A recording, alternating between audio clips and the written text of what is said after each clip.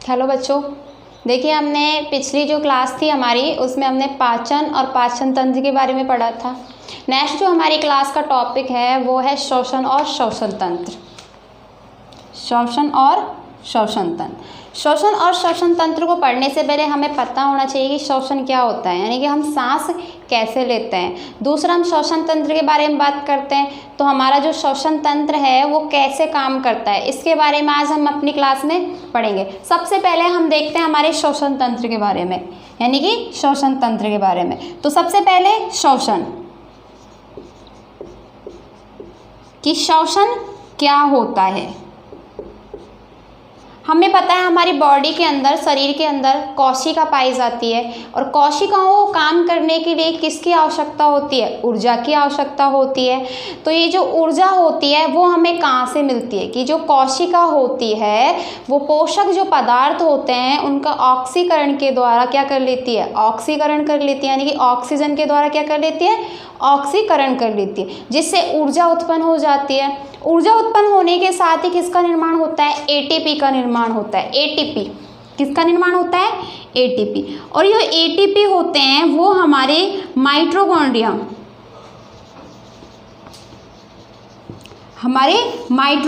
में पाए जाते हैं। और ये जो माइटोकॉन्ड्रिया होता है वो कहाँ पाया जाता है?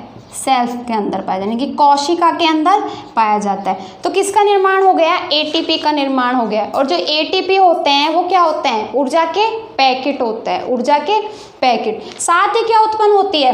एटीपी के साथ ही क्या उत्पन्न होती है? CO2 गैस उत्पन्न होती है, यानी कि कार्बन डाइऑक्साइड गैस का निर्माण होता है। फिर ये जो ऑक्सीजन होती है वो क्या करती है? रक्त को अपने साथ घोलकर, किसको? रक्त को, यानी कि ब्लड को अपने साथ घोलकर कहाँ पहुंचा देती है? शरीर के विभिन्न अंगों तथा ऊतकों में पहुंचा देती है। यानी कि ऑक्सीजन क्या करती है? रक्त को अपने साथ घोलकर शरीर के विभिन्न अंगों तथा ऊतकों तक पहुंचा देती है। तो गैसों का यह आदान प्रदान, यानी कि O2 और CO2 का यह आदान प्रदान पर्यावरण और जो रक्त और कोशिका के मध्य होता है, इसी क्रिया को अपन बोलते हैं श्वसन। क्या बोलते हैं? श्वसन। तो इसको देख लेते हैं, एक बार लिख के देख लेते हैं ताकि आप साथ के साथ नोट्स कर सको। इसको देखते हैं। शरीर में उपस्थित कोशिकाओं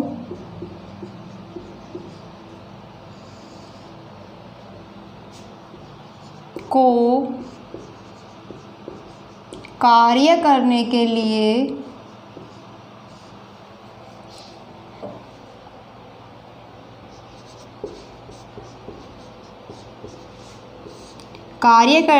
लिए ऊर्जा की आवश्यकता होती है।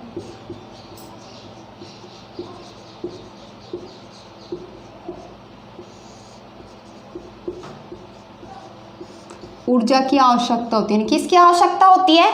ऊर्जा की आवश्यकता होती है। तो कोशिकाएं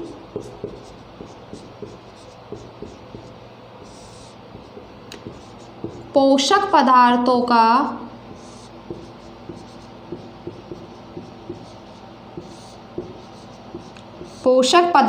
का O2 द्वारा, यानी कि ऑक्सीजन द्वारा ऑक्सीकरण कर लेती है।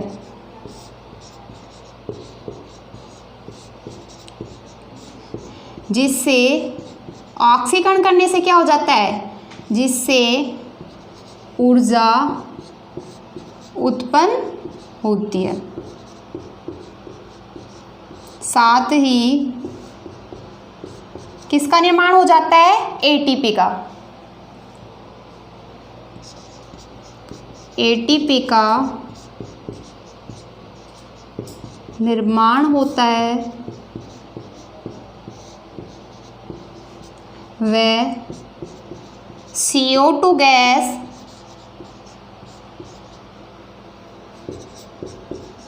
उत्पन्न होती है।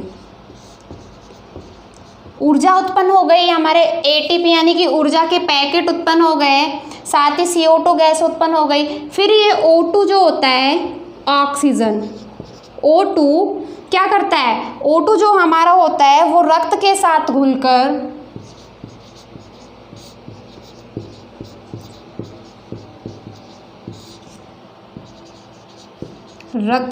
घुलकर शरीर के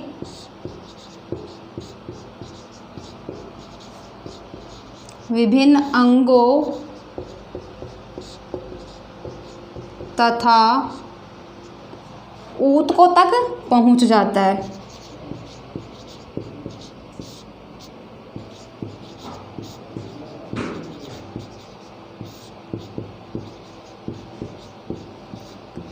यानी कि O2 रक्त के साथ घुलकर कहाँ पहुँच जाता है, शरीर के विभिन्न अंगों और ऊतकों तक पहुँच जाता है। साथ ही इसमें क्या होता है कि जो हमारी बॉडी होती है उसके अंदर केशिकाएं पाई जाती है, यानी कि बहुत सारी केशिकाएं पाई जाती है, केशिकाओं का जाल पाया जाता है। ये कोशिकाएं क्या करती है, ये O2 का आदान प्रदान करने का काम करती है। क्या करती है, O2 का आदान प्रदान करने का काम। तो इसकी मेन डेफिनेशन देते हैं कि गैसों का आदान प्रदान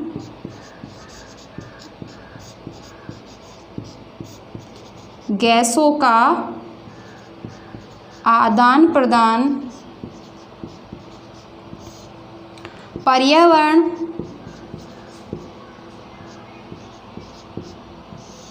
तथा रक्त, जो हमारा ब्लड होता है वह कोशिकाओं के मध्य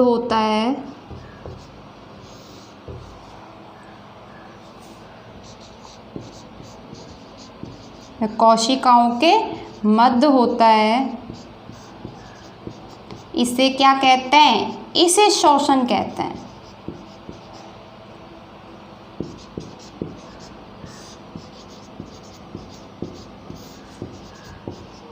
यहाँ तक समझ आया सभी को। यानी कि शरीर में उपस्थित कोशिकाएं कार्य करने के लिए ऊर्जा की आवश्यकता होती है। फिर ये ऊर्जा उन्हें कहाँ से मिलती है, पोषक पदार्थों का O2 द्वारा ऑक्सीकरण करने पर उन्हें एनर्जी मिलती है। साथ में ऊर्जा के पैकेट यानी कि ATP का निर्माण होता है और CO2 गैस उत्पन्न होती है। तो जो रक्त होता है वो O2 के साथ घुलकर शरीर के विभिन्न अंगों और ऊतकों तक पहुंच जाता है। तो गैसों का आदान प्रदान पर्यावरण यानी कि हमारे वातावरण, रक्त और कोशिकाओं के मध्य होता है, इसे ही हम बोलते हैं श्वसन। ये तो बात हो गई श्वसन के बारे में। अब देखते हैं कि जो श्वसन होता है वो 2 प्रकार का होता है। कितने प्रकार का होता है, 2 प्रकार का।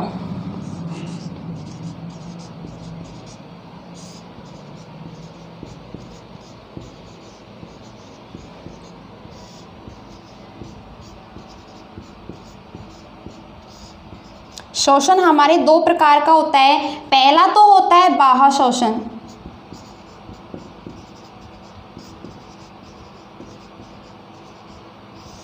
और दूसरा होता है आंतरिक श्वसन।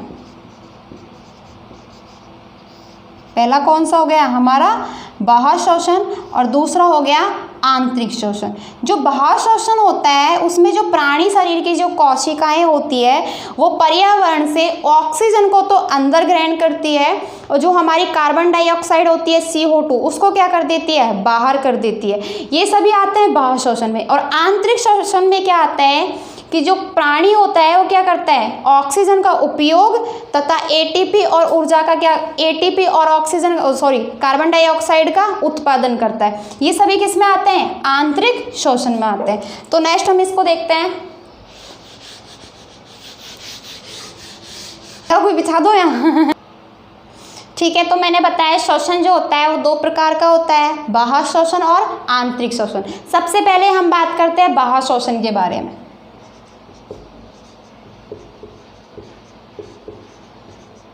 बाह्य श्वसन, बाह्य श्वसन क्या होते हैं, यानी कि प्राणी शरीर की जो कोशिका होती है वो ऑक्सीजन को अंदर लेती है, CO2 को बाहर करती है।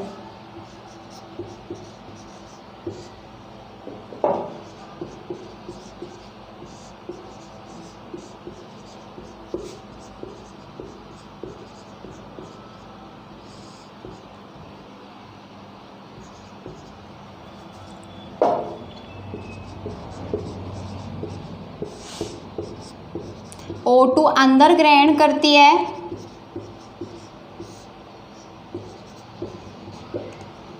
वह CO2 बाहर निकाल देती है।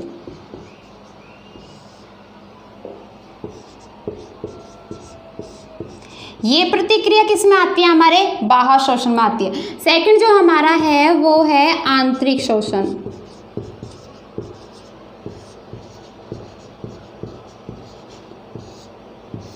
आंतरिक शोषण में क्या होता है कि जो प्राणी होता है वो क्या करता है, O2 का उपयोग और ऊर्जा ATP और कार्बन डाइऑक्साइड, ATP और जो हमारे कार्बन डाइऑक्साइड होती है उसका उत्पादन करता है।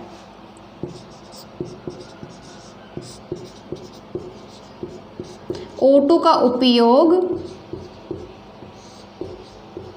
तथा ATP यानी कि ऊर्जा के पैकेट व CO2 का उत्पादन, ये इसमें आता है आंतरिक शोषण में। ये प्रतिक्रिया किस में आती है? आंतरिक शोषण में।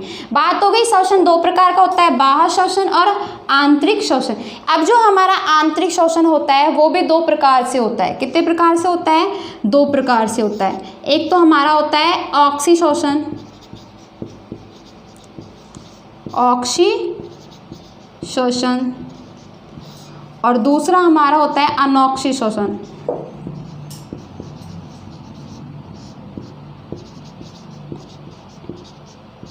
ऑक्सी शोषण जो होता है वो ऑक्सीजन यानी कि O2 की उपस्थिति में होता है, तो हम डायरेक्टली लिख देते हैं इसमें O2 की उपस्थिति में। और जो अनॉक्सी शोषण होता है वो O2 की अनुपस्थिति में होता है,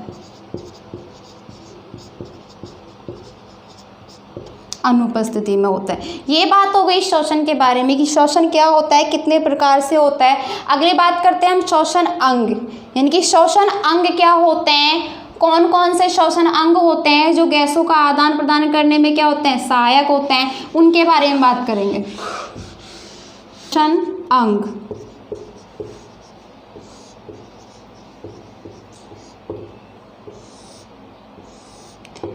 तो शरीर में श्वसन तंत्र से संबंधित वे अंग जो गैसों का आदान प्रदान करने में क्या होते हैं, सहायक होते हैं, उनको हम बोलते हैं श्वसन अंग। जैसे कि पहला जो श्वसन अंग है वो हमारे नाक है, नासिका जिसको बोलते हैं। दूसरा हमारा माउथ यानी कि मुख हो जाएगा।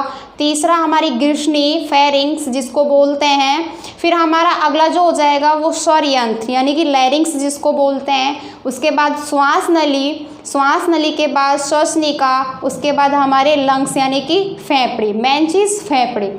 ठीक है, तो श्वसन अंग की डेफिनेशन देखते हैं। शरीर में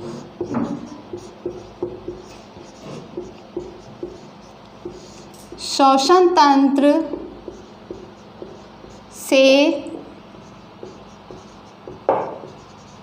संबंधित वे अंग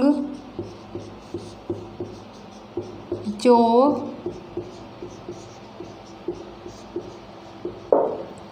गैसों का आदान प्रदान करने में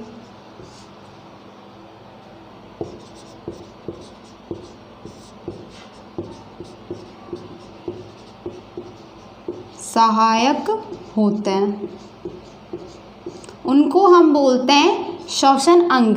श्वसन अंग के बारे में देखते हैं। पहला नासिका, फिर हमारा मुख, उसके बाद ग्रीष्णी, ग्रीष्णी के बाद स्वर यंत्र, इसको लैरिंग्स बोलते हैं। स्वर यंत्र के बाद हमारी श्वास नली, श्वास नली के बाद श्वसनिका, इसके बाद हमारा हो जाएंगे फेफड़े, फुफ्फुस। ठीक है, तो ये सभी हमारे हो गए श्वसन अंग। ये सांस लेने में क्या होते हैं, सहायक होता है। नासिका जो हमारी होती है वो पहला श्वसन अंग होता है। कौन सा होता है, पहला श्वसन अंग होता है। जो बाहर दिखने वाले दो नासा छिद्र, जो हमारी नाक में दो स्टार्टिंग में दो छिद्र दिखाई देते हैं, उनके द्वारा खुलती है। ठीक है, ये जो नासिका होती है एक गुहा के रूप में होती है, और जो गुहा होती है उसमें महीन बाल पाए जाते हैं, साथ में श्लेष्मा झिल्ली यानी कि पतली श्लेष्मा झिल्ली पाई जाती है। वो झिल्ली क्या होती है? एक हड्डी होती है। क्या होती है? एक हड्डी जिसपे श्लेष्मा पाया जाता है। और जो श्लेष्मा क्या करता है कि जो पर्यावरण वातावरण से जो धूल के कण, पराग कण, फफूंद जो अंदर नाक में जाते हैं उनको रोकने का काम क्या करता है? ये श्लेष्मा करता है, ताकि जो अशुद्ध वायु है वो फेफड़ों में ना जा सके। इसकी वजह से क्या होता है कि शुद्ध वायु हमारे फेफड़ों में जाती है। दूसरी बात करें माउथ। माउथ जो होता है हमारा दूसरा श्वसन अंग होता है। माउथ से हम मतलब आवश्यकता पड़ने पर ही सांस लेते हैं। ज़्यादातर हम नाक से लेते हैं, माउथ से तो तब लेते हैं जब हम नाक से सांस नहीं ले पाते, यानी कि कभी जुकाम वगैरह हो जाती है तो हम माउथ के द्वारा सांस लेते हैं। और जो माउथ से हम जो सांस वायु अंदर लेते हैं वो क्या होती है? नासिका की बजाय अशुद्ध होती है, क्योंकि नासिका में तो बाल पाए जाते हैं, श्लेष्मा पाया जाता है, जो क्या कर लेता है? धूल के कण वगैरह जो गंदगी होती है उसको क्या कर लेता है? रोक लेता है। लेकिन जो हमारा माउथ होता है उसमें ना तो बाल पाया जाता है ना श्लेष्मा पाया जाता है, जिससे क्या होता है? अशुद्ध वायु हमारे मुख के अंदर जाती है। तीसरी एक ग्रसनी होती है, ये भी जो श्वसन अंग होता है उसके काम आती है, यानी कि ये पेशीनुमा संरचना होती है जो नासिका गुहा के पृष्ठ भाग से शुरू होकर जो हमारी आहार नाल है उसके ऊपरी भाग तक जाती है। इसमें एपिग्लॉटिस भी पाया जाता है। ठीक है, ऐसे ये स्वर यंत्र होता है जो कंठ ग्रसनी और श्वास नली जो होती है उसके बीच कार्य करता है। ऐसे श्वास नली होती है और श्वसनिका होती है, उसके बाद हमारे लंग्स, फेफड़े। ठीक है, तो सबसे पहले हम श्वसन तंत्र के बारे में देखते हैं। यहाँ तक समझ आया? साथ के साथ नोट भी करते जाना। कहाँ तक पढ़ लियो? कहाँ तक पढ़ लियो? हमने पढ़ लिया था श्वसन के बारे में। अब बात करते हैं श्वसन तंत्र के बारे में। उससे पहले हम श्वसन तंत्र का डायग्राम देखते हैं। देखिए मैंने यहाँ डायग्राम बनाया हुआ है। यहाँ पर जो ये संरचना है इसको हम बोलते हैं कंठ। क्या बोलते हैं? कंठ।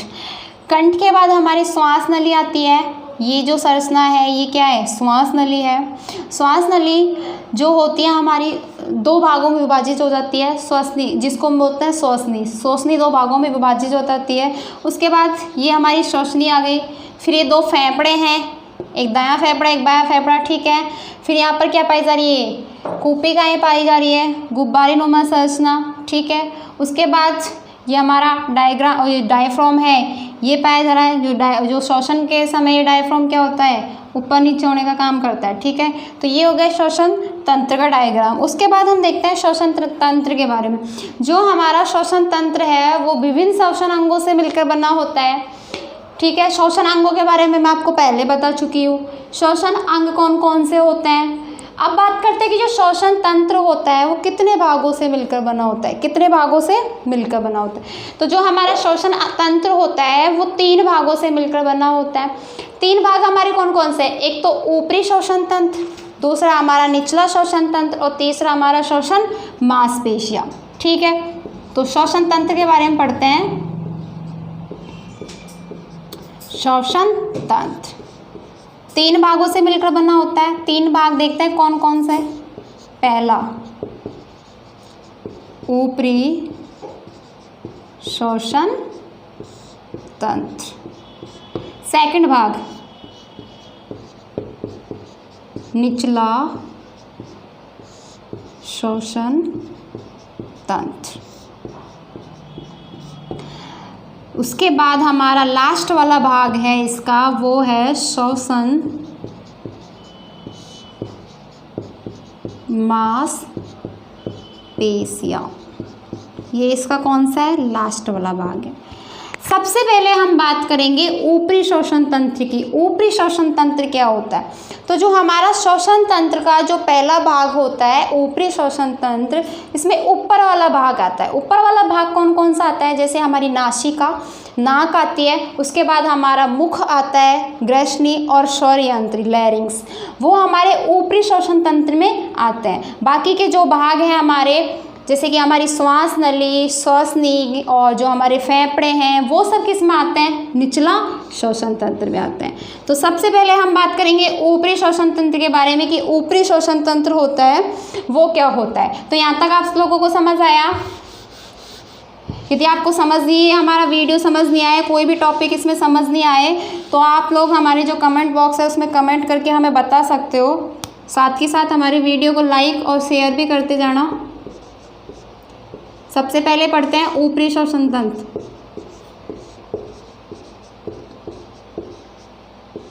ऊपरी श्वसन तंत्र, देखिए ऊपरी श्वसन तंत्र, ऊपरी वाला भाग, इसमें सबसे पहले हम पढ़ेंगे नासिका के बारे में। जो हमारी नाक होती है ना उसके बारे में पढ़ेंगे। आप लोगों को पता होगा नाक क्या, मतलब नाक की संरचना कैसी होती है, क्या काम करती है, क्या नहीं करती, ये तो बेसिकली चीज़ आप लोगों को पता होगी। ठीक है, तो जो नासिका होता है वो क्या होती है, पहला श्वसन अंग है। कौन सा? पहला श्वसन अंग है, यानी कि श्वसन तंत्र का पहला श्वसन अंग है। दूसरी चीज़ इसमें देखें तो ये बाहर दिखने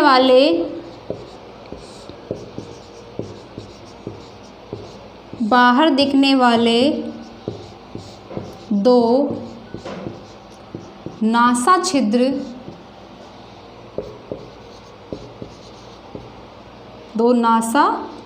छिद्र से शुरू होती है।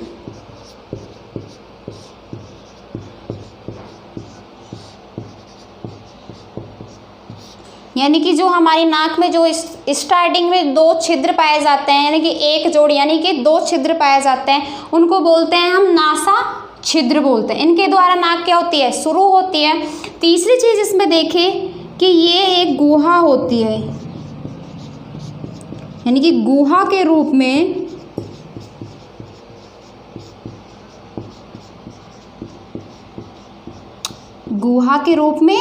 होती है, यानी कि एक गुहा के रूप में होती है। और ये जो गुहा है इसके अंदर क्या पाए जाते हैं, महीन बाल। दूसरी इसमें पतली श्लेष्मा झिल्ली, पतली श्लेष्मा झिल्ली पाई जाती है। क्या पाई जाती है, पतली श्लेष्मा झिल्ली पाई जाती है, यानी कि एक हड्डी होती है। क्या होती है, एक हड्डी, पतली हड्डी होती है। नाक के अंदर देखा होगा आपने, एक पतली हड्डी होती है और इस पतली हड्डी पर यानी कि इस पतली श्लेष्मा झिल्ली पर क्या होती है, श्लेष्मा होती है। क्या होती है, श्लेष्मा होती है। और ये श्लेष्मा क्या करती है, धूल के कण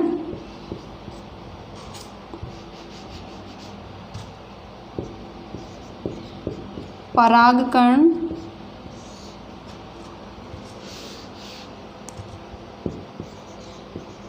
और फफूंद को अंदर जाने से रोकती है।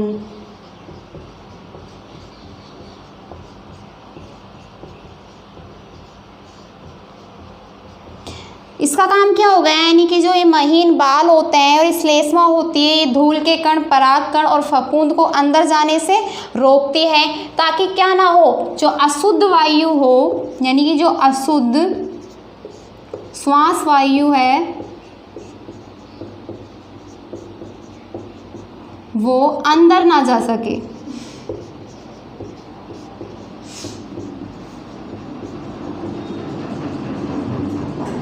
ठीक है, यानी कि जो ये अशुद्ध वायु होती है वो कहाँ ना जा सके, नासिका के अंदर ना जा सके, जिससे फेफड़ों में क्या हो, यानी कि अशुद्ध वायु ना जा सके। और फेफड़ों में कैसी वायु जाए, शुद्ध वायु। कौन सी वायु जाए, शुद्ध वायु।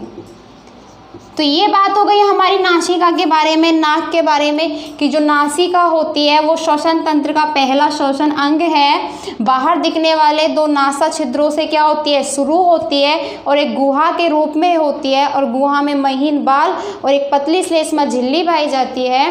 ये जो श्लेष्मा झिल्ली होती है इस पर श्लेष्मा पाई जाती है, और जो श्लेष्मा होती है वो क्या काम करती है, धूल के कण, परागकण और फफूंद जो होता है उसको अंदर जाने से रोकती है ताकि शुद्ध वायु हमारे फेफड़ों यानी कि लंग्स में जा सके। ये बात हो गई नासिका के बारे में। अब दूसरा जो ऊपरी श्वसन तंत्र का जो भाग है वो है हमारा नासिका के बाद मुख यानी कि माउथ है, माउथ यानी कि मुख। नाक के बाद आ रहा है, नाक पहला भाग है तो ये कौन सा श्वसन अंग हो जाएगा? दूसरा श्वसन अंग।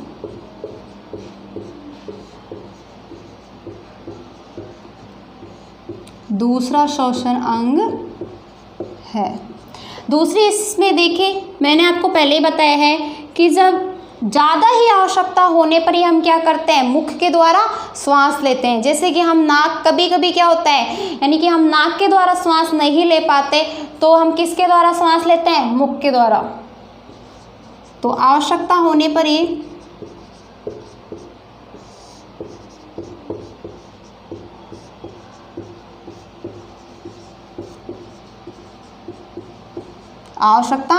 ही श्वास लेने का काम करता है।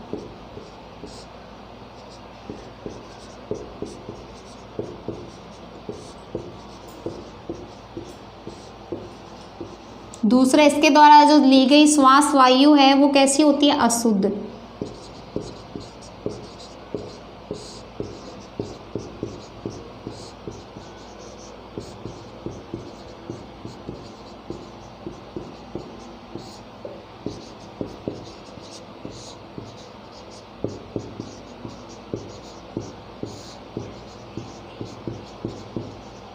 नासिका की तुलना में क्या होती है?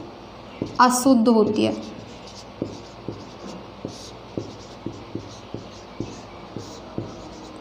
ये बात हो गई हमारे मुख के बारे में, ठीक है। तीसरा जो हमारा भाग है ऊपरी श्वसन तंत्र का वो है हमारे ग्रसनी, ठीक है। तो अगला हम भाग पढ़ेंगे ग्रसनी। यहाँ तक समझ आएगा?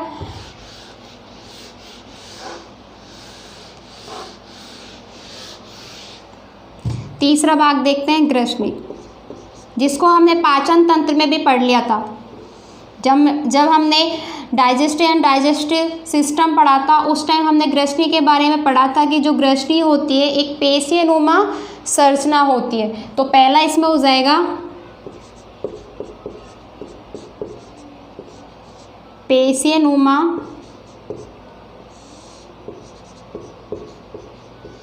होती है, यानी कि ग्रसनी कैसी होती है? पेशीनुमा होती है, जो नासिका गुहा के पृष्ठभाग से शुरू होकर हमारे आहार नाल के ऊपरी भाग तक फैली रहती है।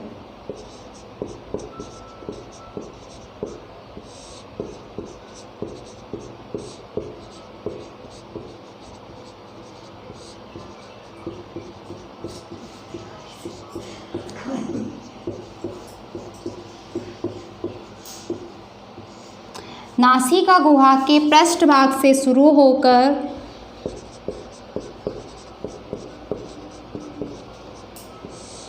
आहार नाल के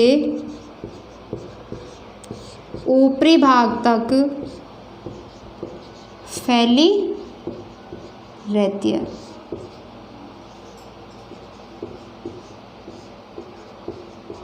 तीसरी चीज़ इसमें देखें तो ग्रसनी जो होती है हमारी 3 भागों में बटी होती है।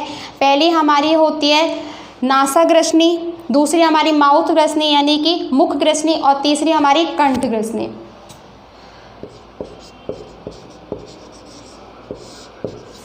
तीन भागों में बटी होती है। 3 भाग कौन कौन से हमारे? नासा ग्रसनी जो नाक में, दूसरी हमारी मुख ग्रसनी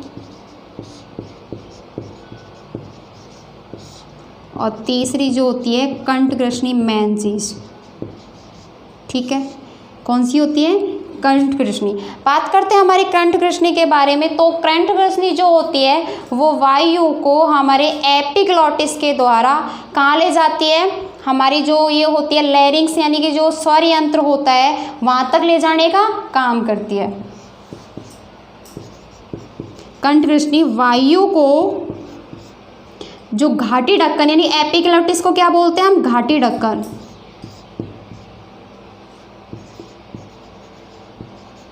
घाटी ढक्कन द्वारा स्वर यंत्र में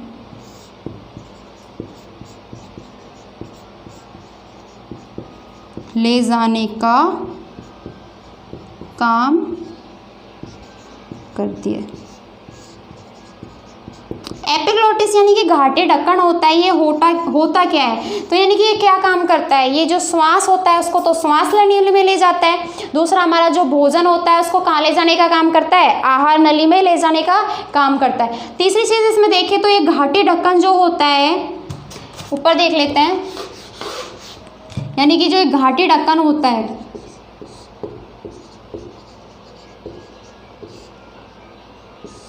ये एक पल्ले नुमा संरचना होती है।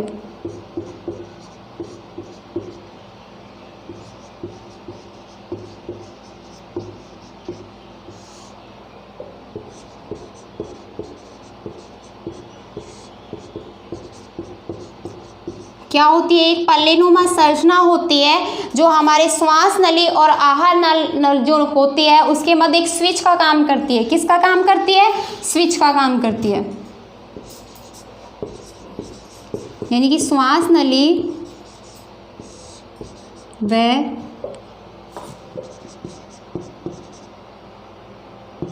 श्वास नली बोलते हैं, फिर कुछ भोजन नली,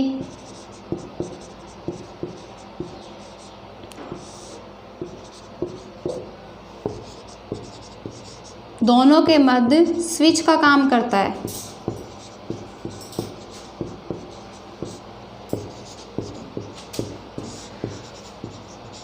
ये हो गया घाटी ढक्कन की। घाटी ढक्कन जो होती है एक पल्लेनुमा संरचना होती है जो हमारी श्वास नली व जो आहार नली होते हैं उसके मध्य स्विच का काम करती है, जिससे श्वास तो किस में जाएगा? श्वास नली में जाएगा, और जो हमारा भोजन होगा वो हमारे आहार नली भोज नली में जाएगा। तीसरे अगले जो इसमें आता है ऊपरी श्वसन तंत्र में ग्रसनी के बाद, वो आता है हमारे स्वर यंत्र या लैरिंक्स वाला भाग आता है। कि स्वर यंत्र क्या होता है?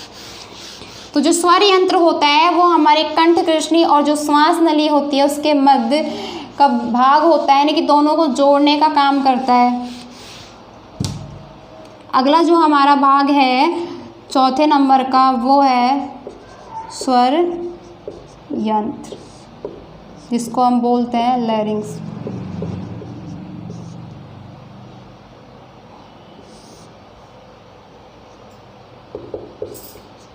ठीक है, तो स्वर यंत्र जो होता है वो हमारे कंठ ग्रसनी और श्वास ग्रसनी के मध्य दोनों को जोड़ने का काम करता है। एक छोटी सी संरचना होती है। क्या होती है? एक छोटी सी संरचना, जैसे इसमें दिखाया था, इसमें ये छोटी छोटी संरचना दिखाई दे रही है, इनको ही क्या बोलते हैं अपन? स्वर यंत्र बोलते हैं। ठीक है, एक छोटी सी संरचना होती है जो 9 उपास्थियों से मिलकर बनी होती है। कितने उपास्थियों से मिलकर बनी होती है? 9। ये जो उपास्थियां दिखाई दे रही है इनको ही क्या बोलते हैं? स्वर यंत्र, जो 9 उपास्थियों से मिलकर बनी होती है।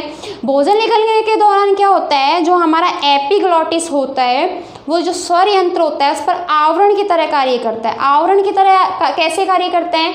यानी कि उस पर आवरण की तरह एक सतह के रूप में हो जाता है, जिससे क्या हो जाता है कि जिससे जो भोजन होता है वो किस में ना जा सके? स्वर यंत्र में ना जा सके। तो देखते हैं स्वर यंत्र में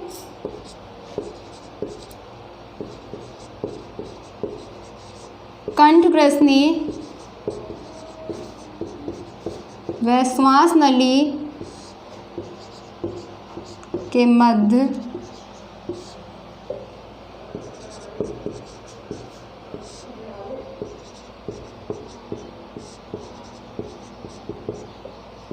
मध्य कार्य करता है। छोटी सी संरचना होती है,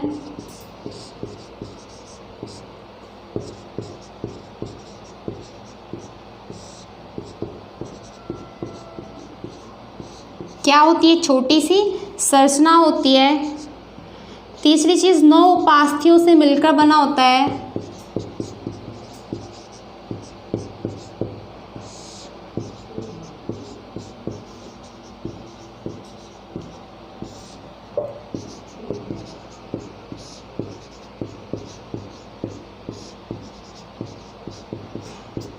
यानी कि कंठ ग्रसनी और श्वास ग्रसनी के मध्य क्या करती है, दोनों को जोड़ने का काम करती है, दोनों के मध्य कार्य करती है।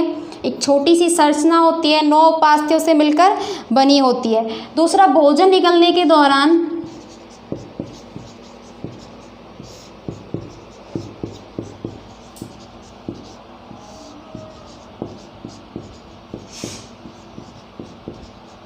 भोजन निगलने के दौरान एपिग्लॉटिस यानी कि घाटी ढक्कन,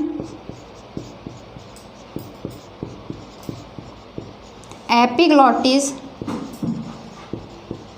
स्वर यंत्र के आवरण का कार्य करता है ताकि भोजन कहाँ नहीं जा सके, स्वर यंत्र में ना जा सके।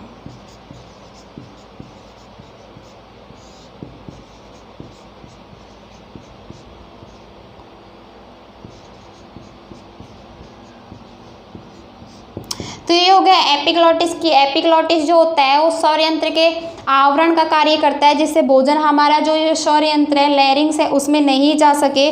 दूसरा जो स्वर यंत्र होता है उसमें एक संरचना पाई जाती है जिसको हम बोलते हैं स्वर रज्जु नामक संरचना। क्या पाई जाती है स्वर यंत्र में? स्वर रज्जु नामक संरचना पाई जाती है।